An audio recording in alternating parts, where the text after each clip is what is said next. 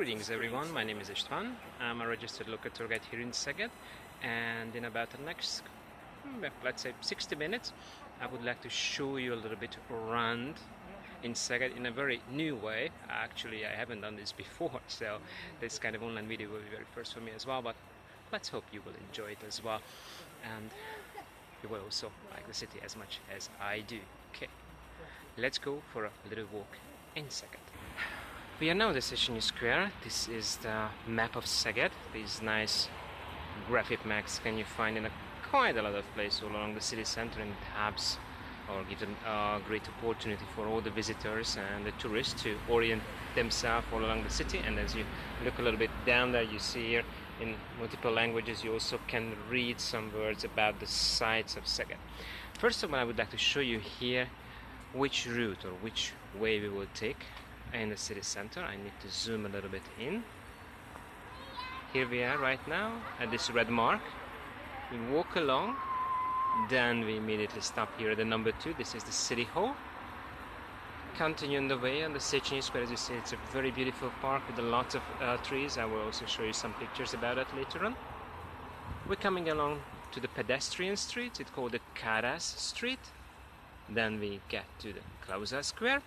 From the Klauza Square we go up. At the moment up means towards west, and we will come up right here to the Synagogue. Then from the Synagogue we take the Gutenberg Street back towards the city center, coming down here on the Kölcsei Street, again down to the pedestrian street, the walking area, the Kara Street. Coming up along here, this will be then Dugonit Square with a university building. I believe you will know that building quite well in a couple of days. Then after we take that little square coming down here where you see this square with the number 10, number 11 and the number 9 sign. This is the Warif Church, the Dome Square. From there we are going towards the number 12 side, down here to the riverside, and along the river we're walking here, passing the bridge, and we will end up here at the number 14. This is the Mora Ferenc Museum, the largest museum in the city, and we will end the tour here at this era, so giving you some words about the National Theatre and this park here, which is actually at the moment under reconstruction, so there will be need some sort of imagination to get a good picture about how this park will look like very soon. Alright, let's start with our walking tour, and we go now right over there. I'll just zoom a little bit out from this map. Okay, you see the map. If I move a little bit to the left, there is the city hall immediately. It's a little bit covered by this pole, but I'm moving a bit closer. Okay, now you can have a nice view to it. I zoom in a bit. Okay, and we will walk now over there, and now we'll start actually the commentary in front of the city hall.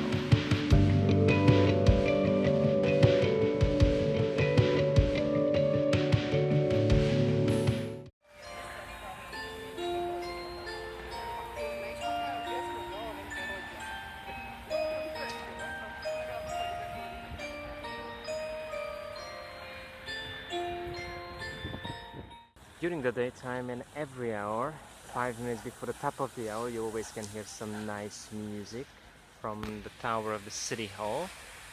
There is a nice program which plays a couple of seconds long music, so I just put a little, let's go like a part of it here to this walking tour. So this is our city hall here. Right now I'd like to swipe a little bit to the left because I would like to show you some kind of a typical usual Saturday afternoon program here at the city hall. As you see, this is a wedding party here. Most of the times Hungarians used to get married on the on the weekend, on the Saturday afternoons, and as you see, the happy family and the new wife and the new husband is already there. Okay, let's get back to the story of the city hall. So The building is originated from 1799 and 1801. In these 3 years it was built up first. It's not the original version what we see now, but it's quite close to it.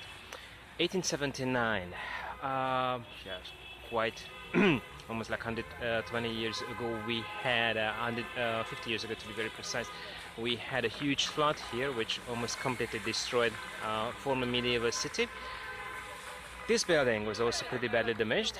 Fortunately survived, but needed to rebuild a little bit. It got a second floor, and the tower, which as you can see now is inside in the middle of the building, was originally here in the front. It was just easily put inside. If you have a look right over here to the main gate, to the balcony, you already can see these two pillars or two columns going up there. That was the place of the original tower here. Now it is inside the building, or let's say it's in the middle of the building inside. City Hall, of course, this is the seat of the self-government here. Actually, we have two City Hall buildings. This is the historical City Hall, and a bit to the left, we will get closer soon. There's a kind of a grayish building that also belongs to the City Hall, because some of the offices, the bureaus, actually are there inside. So the grey building is also a City Hall as an administrative building, and this is a City Hall, and it is usually the historical place as well. In front of the City Hall you see this really nice fountain here that was put here during the 1930s.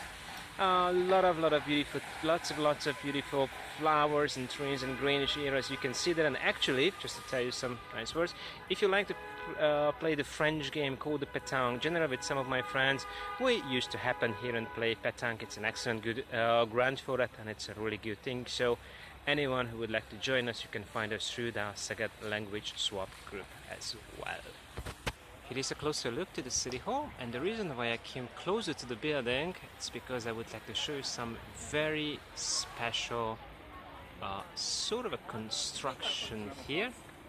That's what we call Bridge of Sighs here in Szeged. Almost the same like in Venice, the Ponte di Sospiro, Venice, Italy, of course. I mean, not in Venice, California.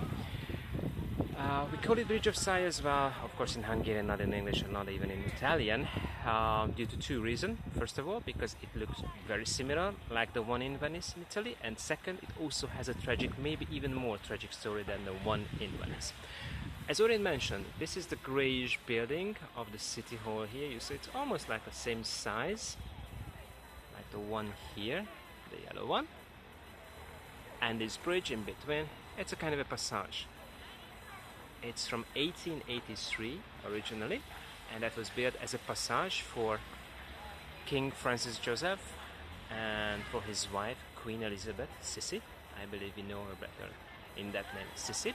I only mentioned King and Queen because they were only King and Queen of Hungary, but of course they were Emperor and Empress of Austria, and of course for Austria-Hungary, at those times when it was a monarch and the two countries lived together in one state, they were of course Emperor and Empresses, but for the Hungarian side they were crowned, yes, King and Queen. So, about the bridge. In 1883, only 4 years after this huge flood destroyed Szeged in 1879, the royal couple had visited Szeged just to see how the second largest settlement of those times in Hungary was successfully, fortunately rebuilt. We have lots of international help for that, fortunately. Anyway, 1883 in October, the couple was accommodated here in this greyish building. And to make it easier for them to walk from one building to the other one, they built up this passage. So they walk there through, they come along here, inside in the hall, and they end up right up there where you see the balcony. That's the main hall of the City Hall. So the pure reason of this bridge is nothing else, just for the royal couple. And how it became Bridge of Sighs.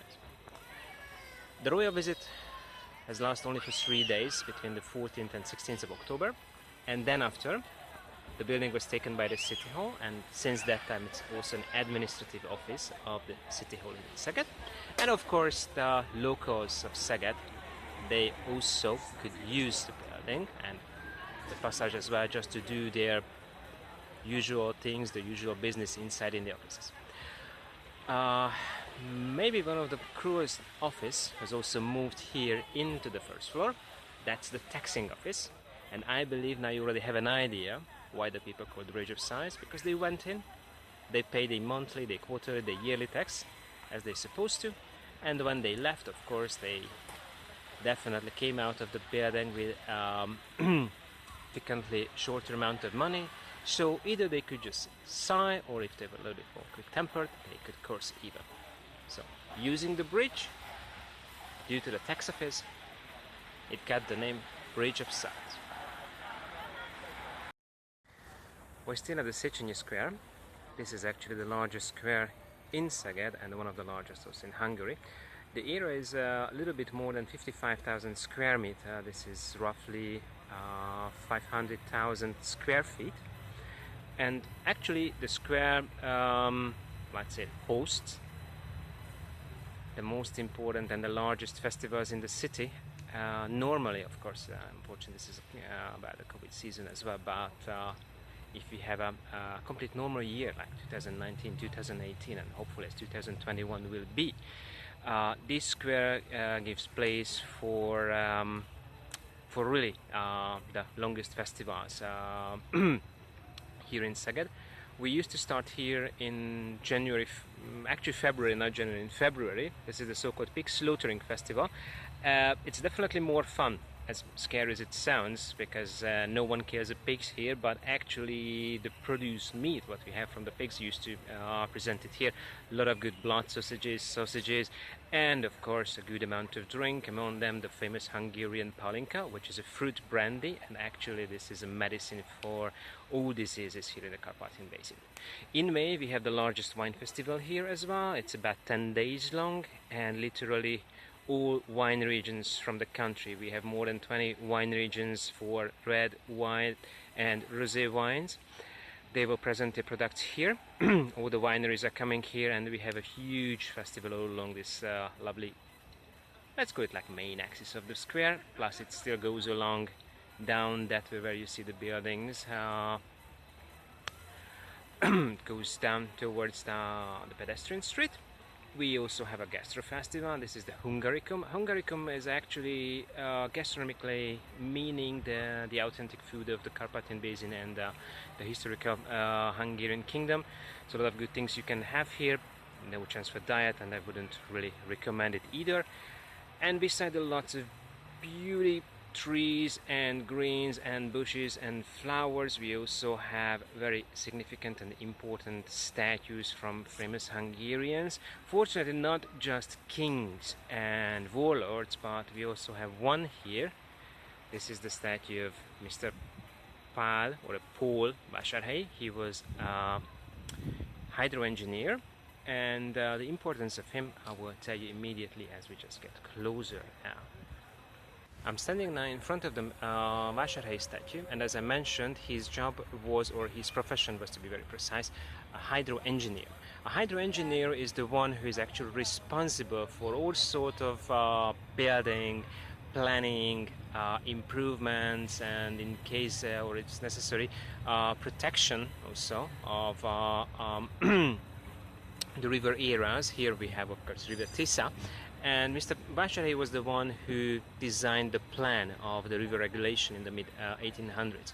Unfortunately, he died before he could fulfill also his dreams and make the plans by himself. And another hydro engineer from Italy, Mr. Pietro Palacappa, was the one who was actually in charge for doing this huge construction. The reason why we would needed it before the regulation, before building up the dams alongside the rivers, roughly 40% of the Hungarian Great Plain area was a flooded area, which meant we couldn't do any agriculture there. But of course, in exchange, there was a good chance for fishing and any sort of fishing industry there. But to be honest, it didn't give that big profit as they could expect from agriculture, and that's let's say the country or the kingdom was needed even more eras to do agriculture, to harvesting grain and wheat. That's why the dam was very, very necessary. So he was the one who designed it.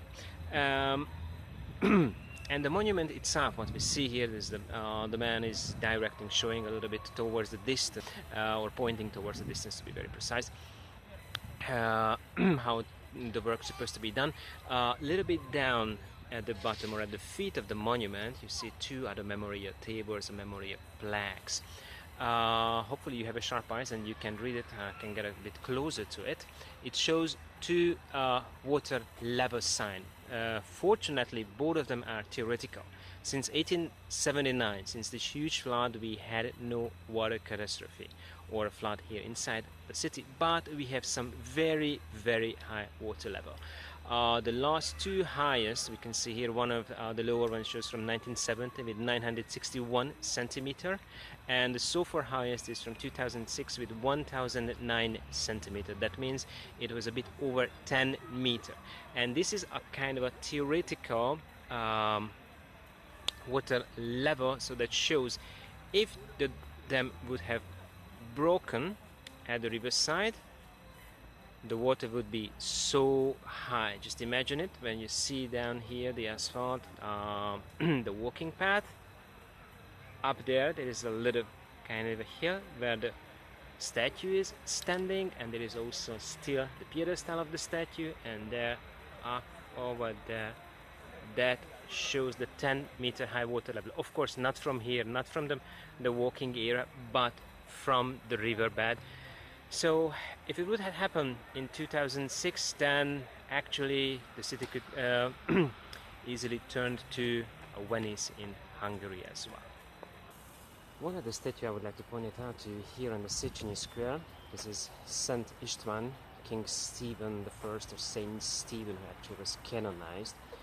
He's the very first king of the Hungarian kingdom, who was the one who established the Hungarian kingdom, pretty much created everything for the administration, all the borders, the laws, really everything. That's why we call him also a state founder. His wife can be seen on his left hand side. He is Giselle. She's a Bavarian princess. So from the very beginning of, we had a quite close relationship to German noble, German royal dynasties. The statue was erected here in 1996, and there is some interesting symbol. Unfortunately, it's a little bit in shadow now, but I get a little bit closer and zoom it in. I also would like to show you his monogram as Stephanus Rex. Of course, you know, year 1000, when he actually was crowned to king, that was still pretty much the era when the Latin was everywhere in Europe in use, and they use it also as a common language for diplomacy and almost for everything. So his name can be written here. You see the S in the middle, the T is up there at the cross, E you can see here on the right hand side. Stephanus in Latin is written with a PH, so F is written with a PH. P you find in there at the cross, and of course the H is here on the left and the right hand side, of course horizontally. A you found down here as a little triangle. N is up on there again. The U, this is almost the mirror of the A. This looks like a V form up here at the S. It's quite easy to understand why, because you know, carving a U, it's really hard, so that's why they use the V instead of a U form. The S is again in the middle, so we have Stephanus. R is at the cross again, as you see this is a P and this is an R as well. E also on the right hand side, and the X is the two crossing, so that's how we have Stephanus Rex, King Stephen script here on the statue as well. He's still a very beloved person in the Hungarian tradition, so quite big amount of Hungarian meals still used to be called after him, so they used to be named as Stephen, or in Hungarian István.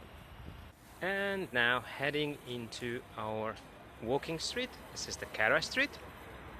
We need to cross here in the pedestrian crossing, so anytime you do it on your own, please do it carefully. But as you see, cars are very polite, buses even, so easily we can walk through here. Thank you so much. And as we just arrived here, you already see the two statues, one on here on the left hand side, one on the other side as well. To be honest, they don't have any special significant meaning. We are at the moment at the northern side of the pedestrian street, of the Kara street, and we have two statues here on the northern side, and if you look a little bit further down towards that yellowish building, down at the southern side we also have two more. Why these two statues here and on the other side as well? We call them welcoming statues. They got names. There is the Carnival Princess and the Carnival Prince.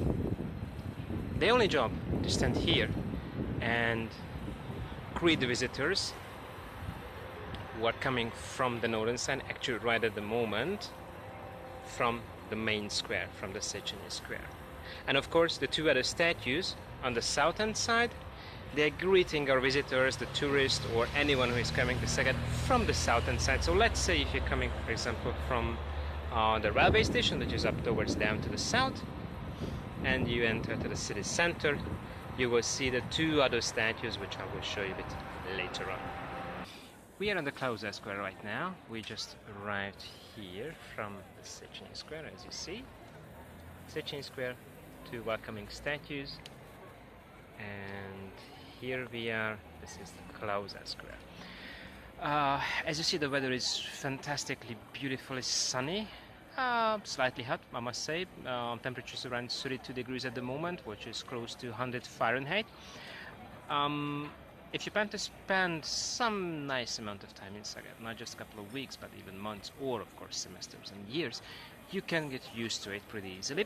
Szeged actually is the sunniest city in the country, in Hungary. We also call it the city of sunshine because we have annually more than 2100 hours of sunshine here in Szeged. Of course, if you move down towards the Mediterranean, to Rome, to Naples, to Sicily, or any of the Spanish cities, it's not that important. But here in Central Eastern Europe, in this small country, one of the most southern settlement of the country, that's very nice and a good one. So huge amount of vitamin D you can absorb here in every time and every year.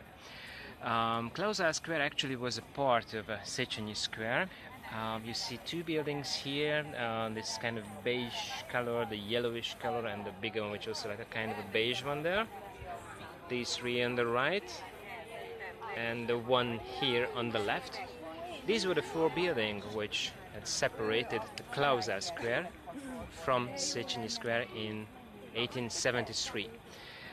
Nowadays, fortunately, mainly works as a gastro or sweet square because you see there are plenty of delicious, great places to get some good ice cream, taste strudels, or you also can get some sort of a good, not completely authentic, but a kind of a good Mexican food here in the square as well. So if you would like to get some ice creams, you fancy for some good tea, some good drinks, or some cakes, that's definitely the place for you. Interestingly, in the middle of the square you see that statue. It's the statue of Lajos, or the Louis Kossuth. He's actually not Gábor Klauza, who gave the name for this square. Actually, Mr. Klauza was the very first state representative of the city in the very first Hungarian parliament in 1848, and Lajos, the Louis Kossuth, was actually the political leader of this Hungarian parliament, or this Hungarian revolution against the Habsburgs in 1848-1849. His statue actually is here in Szeged, the second which was erected to him in Hungary. It stands here since 1902. The statue, or to be very precise, a fountain, I also would like to call your attention, is on the opposite side of the Klauza Square, exactly in front of the Kossuth statue, some couple of 10 meters away from there. As you see, it's a well. We also call it a Millennium well. Millennium means the 1,000 years. It was erected in year 2000 for the 1,000 years anniversary of the Hungarian state, which was founded by Stephen I. You already have seen the statue in the Széchenyi Square. To be very honest, the statue try to get some kind of historical meaning with the winged lions, and up there with the spectre with the double cross, but unfortunately it's completely a failure because Hungary never had a winged lion as a symbol. That's a symbol for Venice, and the spectre with the double cross, with the apostolic double cross, is at least 150 years later than the time of Stephen I when he founded the Hungarian state. The good thing is, as you can see, from the mouth of the lions we got potable water, so drinking water. Anytime you feel kind of thirsty or you need some little refreshment, just get to the well and refresh yourself. This sign commemorates the flood in 1879 and also the reconstruction of the city after this huge catastrophe. As I already mentioned, in 1879, roughly 95% of the city was completely destroyed by the river Tisza. In about 4 years, the whole city was rebuilt due to a huge amount of international help, and we had a beautiful city centerscape just like this. You already could see it, but I will just swipe it one more time. Altogether 33 countries helped the rebuild of the city of Szeged, mainly with financial helps, but of course we had also a huge amount of constructions and know-how also from foreign countries, engineers and other important technical people. So among these countries we had, for example, Cuba, India, Pakistan, the British Empire, Germany, Russia, England, Italy, lots of countries all together. And in 4 years, fortunately, the city was rebuilt again, not to its original beauty because it was a medieval city, but then they created a very nice end of 19th century style city with these beautiful buildings you already could see. And now, why this memory table is here? 2004, for the 125th anniversary of this flood, Szeged received this prize, the Europa Nostra prize. This is kind of an architecture prize for restoring or reconstructing former city center areas from a historical time. And with this prize, Szeged is the very first one in Hungary who, or if you can call a city who, or let's say that city, received this prize not just for a little street or a corner or a building or just a square, but for a complete inner city. So in this case, the flood was a huge option, a huge opportunity for the city, because as it was completely destroyed, it could be rebuilt by the designer's table. And 125 years later, in 2004, the European Union just honored one of the new state members of the European Union with this beautiful prize here. Okay, now we will leave the city center and we will move a little bit towards the west to see some really remarkable building now. We are standing now at a very important building. This is the new Synagogue of Szeged, which is actually the third largest in the world as far as I know. Some documentaries, some books or travel blogs are mentioning as the fourth largest. As far as I know, this is the third one. The first supposed to be for sure in New York at the 5th Avenue. Second one is in Budapest, that's the Dohány Street Synagogue. And the one here in Szeged, that's the third one by the size. If you're talking about the synagogue in Pilsen, it's higher due to its towers. And the synagogue in Subotica in Serbia is a little bit bigger by the seat capacity here. In the synagogue of Szeged we have 1,340 seats. In Subotica you have 1,400 originally. But by the size it's still larger as the one in Subotica. It was built between 1900 and 1903, only in 3 years, for the community, with the help of the community. Those time the Jewish community of Szeged roughly counted 6,000 souls, and as they say, all 6,000 people somehow took part in the building of the synagogue. If they were wealthy enough, or let's say like financially sufficient enough, they could have some donation. If they couldn't give too much money for the synagogue, they could help with their bare hand. Actually they donated some physical work.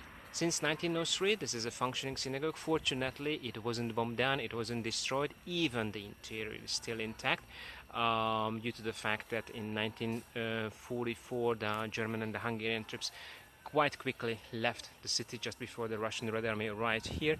And miraculously, we had a Russian city commander here who also ordered troops here to station here and guard the building and guard all the leftovers, all the items inside what the Jewish families had to leave here, because unfortunately there was a Holocaust here in Szeged. Jewish families were deported, and most of their what they couldn't bring with them to the wagons and then to the concentration camps, they were left behind here and they were stored here in Szeged. So miraculously and fortunately, these Russian city commander has ordered troops here, and there was an exact order given to them that all these items are supposed to be stored here until the family members somehow manage to get back here and they can regain their own family wealth again. Synagogue is open for visitors, groups and individuals as well. You can come here and admire the beauty of the building every day, of course, except the Saturdays and the Jewish festivals. They have summer and winter opening time, but generally I can say between 10 and 3 o'clock you definitely can come over here, because during the winter time, or winter season, let's say, so between October and April, it used to be open from 10 till 3, during the summertime from 10 till 12, and from 1 till 5. The early 1880s is the time when Szeged was rebuilt after the flood, and that's the time of the architecture style of eclectic or historical style.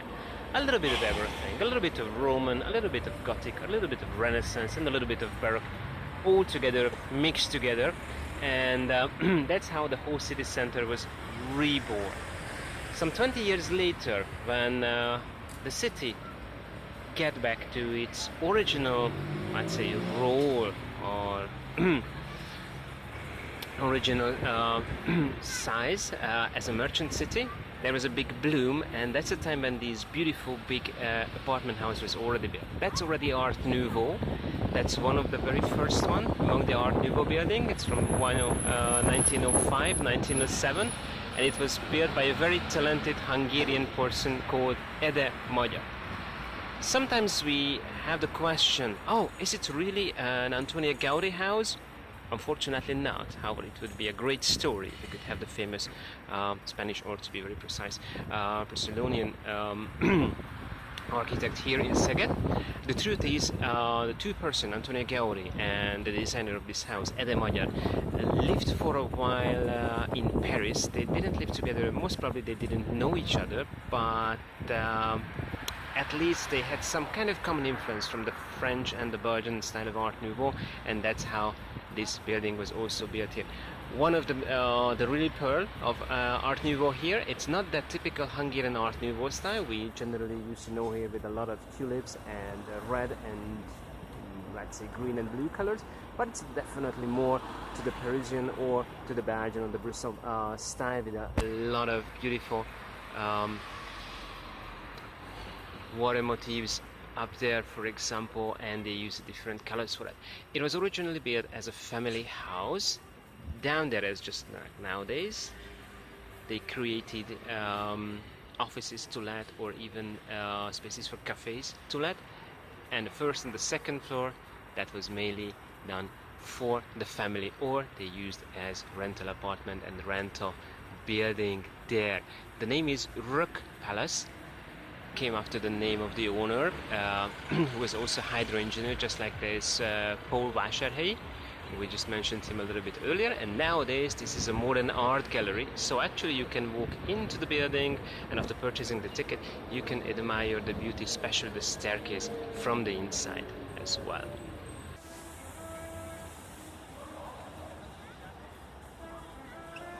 This is the Gunich Square, where we are right now. And as you can see and hear, sometimes we have street musicians here as well. There's a lovely fountain where you can sit down and run. Actually, this is a monument that was built in 1979 for the 100th anniversary of the flood. And Duganich Square is also the end of the pedestrian street. This is here the end of Kara Street. And as you can see, I zoom a little bit in it. There's one And there is an other one, so the two welcoming statues or two greeting statues on the south end of the canals. It can be seen as well. Moving a little bit to the main lines, the axis of the street, so now you can have an imagination from the trees, from the northern end of the canal city, actually from the Széchenyi Square, all along this street, coming down here. That's generally the main path, the main road, let's say so, of the May Wine Festival in every year. Unfortunately, we had to cancel it this year due to the COVID situation, but let's hope in 2021 we can celebrate it again. On the square, probably the most important building for you, this is here the main office building of the university. Hopefully all your cases will run smooth and fine, so you don't need to visit this building way too often to handle any kind of administrative things. Interesting and important to see that the building, which is now the main office, was originally a city library, and before that it was used also as a secondary grammar school. Since 1922, that's a university building. Originally it was the Faculty of Science, Faculty of Arts and Science to be very precise. Later on it turned to a university library, and since 2006, when the library moved out to the new building, what is situated today as well, it is the main office building of the university. Since 1922 we have a university here in Szeged. Actually it wasn't founded, it was moved here from Cluj, from today Romanian city of Cluj, due to the results of the lost World War I, when the Hungarian kingdom also lost some big amount of territories. That city became part of Romania, and part of the university decided to move over here, and let's say that's how the university in Szeged was founded, or actually reopened.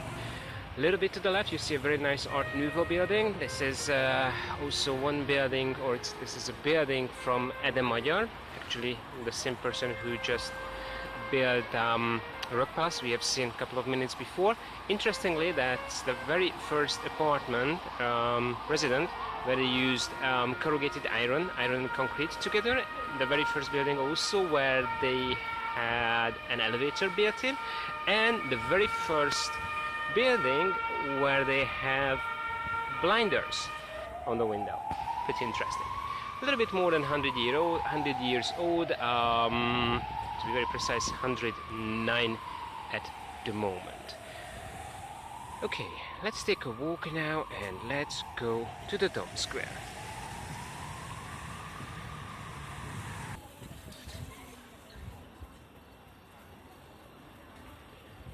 This is the Dome Square where we are now. A bit hard to believe, but including the part where you see the cathedral is standing now, it is exactly as large as Piazza San Marco, St. Mark's Square in Venice. We have a very good reason why to have a same size square here in Szeged like in Venice. The very first bishop who came to Szeged, who settled down here, who baptized Hungarians, he was originally from Murano, from Venice. His name was Gerard, or as we call him, Gellért. And as he was canonized also, just like our first king Stephen I, commemorating him and to respect him, in 1930, when the square was built up, it was made in the same size like the Piazza San Marco in Venice. This square here really looks like it would be an old medieval square, with the building, with the arches, with the colors.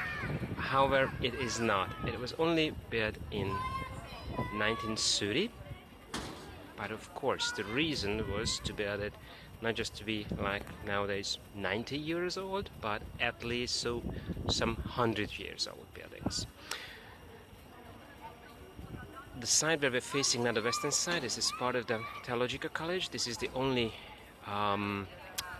institute which is only educational institute, to be very precise, which is not part of the Szeged University. Here we have the faculties and the research labs for chemistry and biology. And right here on the left hand side of the cathedral, This is now the oldest building in Szeged. Originally that was a church which dated back to the 12th or the 13th century. We don't know for sure, unfortunately, the date, but we clearly can realize that the lower part of the building is mainly Romanesque or Roman style. The upper part, where you see these six windows on all sides, this is from the Gothic style. It is said that it is similar to the South French architecture style from that period, from the 12th and 13th century.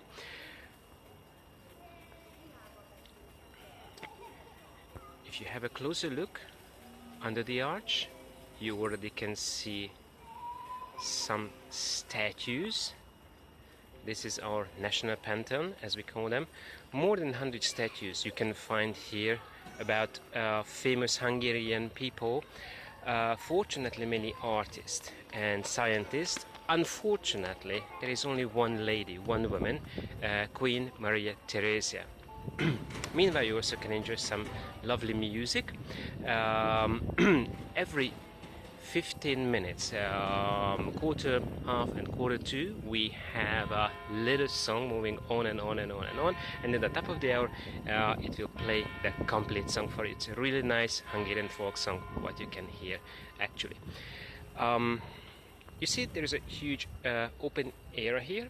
This is also the part of the open air festival during summertime, which unfortunately was cancelled also, and in September it used to happen a second wine festival in a year here. That's the Dome Square Wine Festival. One more thing I would like to make it clear for you. Sometimes we call the church cathedral, sometimes we call it votive church. Which one is the right name? Actually both. Originally the church, when it was decided to build in 1880, the people made a vote that saying thank you to God as they survived the catastrophe and they were rescued from the flood. They will build a new church for the glory of God, for the glory of the Holy Mother, to be very precise. And since 1923, as this is also the main seat of the bishop here again, that's why it can have the title of cathedral. So we can call it votive church and we can call it cathedral as well.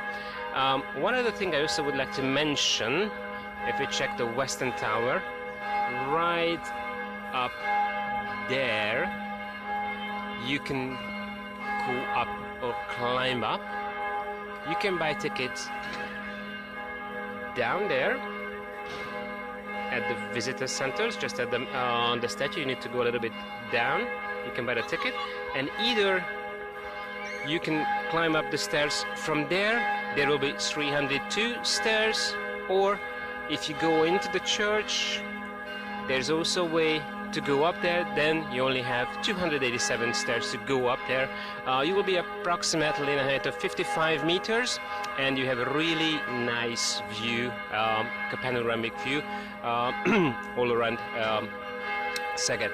Actually, an option C could be that you take the elevator from the visitor centers, and then you definitely spare lots of stairs. Still, you need to climb a little bit because, as you see, under the balcony there where you go up, there's the clock, and as you can hear now, it's a working clock. So right there, you cannot actually go through by an elevator. You need to take some spiral stairs. There will be something like 60, 70 stairs, as I remember back. So there, literally, you need to walk through upwards this machinery of the clock.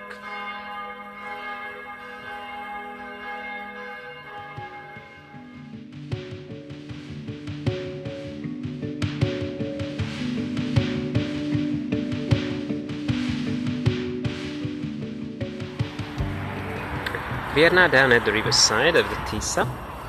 If you like water sport, that could be a good place for you. As you see, there's a chance to do some dragon boating. Actually, you can rent a dragon boat, and if I'm not mistaken, even the university has one, so you can try it almost anytime you would like that. Besides dragon boat, a little bit further up from here, upstream, about, well, let's say 1.5–2 kilometers, a little bit more than a mile, You can rent kayak, you can rent canoe, even if you want. You can take a motorboat for a pleasure ride, and you can even ride the motorboat. You don't need to have a captain for it. You can take an electric boat, and you can take pontoon boat as well. So a lot of good things you can do here on the riverside. Exactly here next to me there is an interesting statue. Actually, it's a composition of different bugs. To be very precise, one single bug. This is the one. That's what we call the mayfly. It used to fly here roughly end June, beginning of July, for a very, very short period of time, just for a couple of days. But then there are hundreds of thousands of them above the river. That's what you see in this composition. These are the bugs here flying, and this wavy form here, that's the river. That's what we call the Tisza blooming, or in Hungarian Tisza virágzás. These bugs are living really just for like 1 or 2 days. They come from the riverbed, they fly a little bit, they fertile each other, then the larvae will fall down to the river, into the riverbed, into the swampy sandy riverbed, and they stay for an additional 2 or 3 years long. To see these bugs here, that's a really good indicator for environment. The cleaner water, the cleaner surrounding we have, the more bugs we can see here every year during the summertime, as I said, roughly end June, beginning of July. We are standing again at a very nice green area at the park again. Actually, this is two park, the Stephanie and the Castle Garden here. Castle Garden or Castle Park because actually we are now in the territory of the former medieval castle of Szeged, which was built down after the flood between 1881 and 1883. The only remain or ruin what we have here in the city center, this is one of the former gate, the Maria Theresa gate, and a little bit further down at the riverside we have also a former Turkish bastion. That's all what we have left. Inside this gate we also have a nice history of Szeged exhibition. As you see, the park is under reconstruction now, so we need to use your imagination a little bit. The upper part, the northern part, is called Stephanie. It is named after Princess Stephanie, or as we call Stefania. She was a Belgian princess. She was actually the wife of Crown Prince Rudolf, the son of Empress Elizabeth. And the two ladies, Empress Elizabeth or Queen Elizabeth, her statue is slightly can be seen there. So the two ladies were really famous and popular here in Szeged. That's why this park was named after her as well. A little bit to the left, the building could be very familiar to you if you visited Croatia, Czech Republic, Romania, maybe then Ukraine, because that's so-called Felmer and Hammer Theater. The company Felmer and Hammer was an Austrian specially theater building architects company. They specialized themselves in building theaters, and among other cities in Hungary, for example, Kecskemét, or in Budapest, you can find also theaters in Prague from there, or in Rijeka, or in Odessa, in Oradea, in Timisoara. So, as I mentioned, Czech Republic, in Croatia, in Romania as well. Wikipedia says that they built about 22 theater buildings, and because they used the shim, they worked, let's say, by plans. Once they calculated how big the size of the audience, how big the size of the stage, and so on is supposed to be, they always fit these plans to the proper demands or the proper era where they're supposed to build a new theater. So in this case, all the 22 buildings, what they made was together cheaper than the opera in Paris. So when you see a Hammer and Felmer building, it's kind of easy to recognize because they have this nice Newburgh style.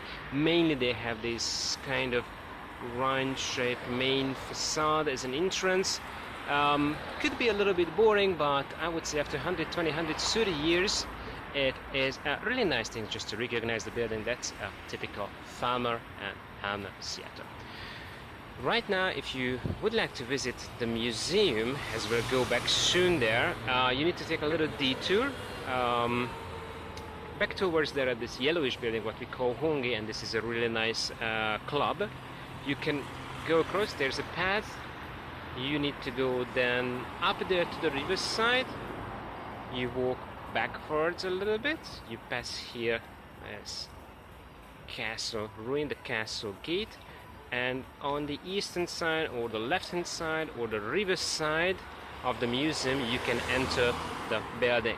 Normally you just need to go over there to the main entrance and you can walk in. For a while unfortunately it will be like that, but of course the reason is to have a really nice reconstructed park here, and then we can enjoy that one as well. Last but not least, we are here up again at the top of the Mora Friends Museum. Actually, this is the same place where we started our walking tour, where I just greet you. I would like to show you here our Inner City Bridge. Literally, no one calls it like that. This is the official name, Inner City Bridge, but normally we just call it like Old Bridge because we have another bridge. This is the New Bridge. Originally, the bridge was built by the Gustav Eiffel Company, the same, of course, who built the Eiffel Tower in Paris and the Western Railway Station in Budapest. Unfortunately, it was exploded during the Second World War II, so that's why you have this kind of modern industrialistic form. So the pillars, what you see there, it's still from the 1883 one. The metalwork is from 1948. On the other side you see Szeged, or New Szeged. It's mainly a residential area of the city, but what is good there and good to know about it, exactly there where you see this little spire of a church, there's a very nice park. Let's call it the city park. We call it Erzsébetliget. In the park you can have a lot of good outdoor activities. There's a running track, 1.5 kilometer long, almost like a 1 mile long, so you can do the run any time, even after sunset, because it's illuminated. A little bit to the left where you see that building, that's the let's say the longest all year functioning indoor slides in Central Europe. They're going up from 40-meter height, and you can just enjoy the slide and the scream as many times as you want to. Bit on the right hand side, back to the bridge, or over the bridge, or beyond the bridge to say so, there is an adventure park where you can find zip lines and you can climb up on the trees, jumping and do a kind of lot of good things. Of course you have all protection gears on you, that really could be a funny thing. And down there, this is the non-official beach of Szeged, where a lot of people used to enjoy sunbathing and sometimes swimming. It's a little bit, well, a little bit not legal, let's say so, but sometimes we do it. Actually, the public beach can be found there. Due to COVID season, unfortunately, it hardly worked this year, but let's hope for the next one it will be okay. So as you're coming now in September to the city, next year 2021 in May and June, you already can enjoy this lovely good area. There are some good buffets, also good places to play some volleyball, for example, or just to play some soccer. It's excellent. So there, you start now in September. In May, hopefully everything will be fine again and we can just enjoy this beautiful city. Thanks for coming with me. Have a good time and enjoy Szeged.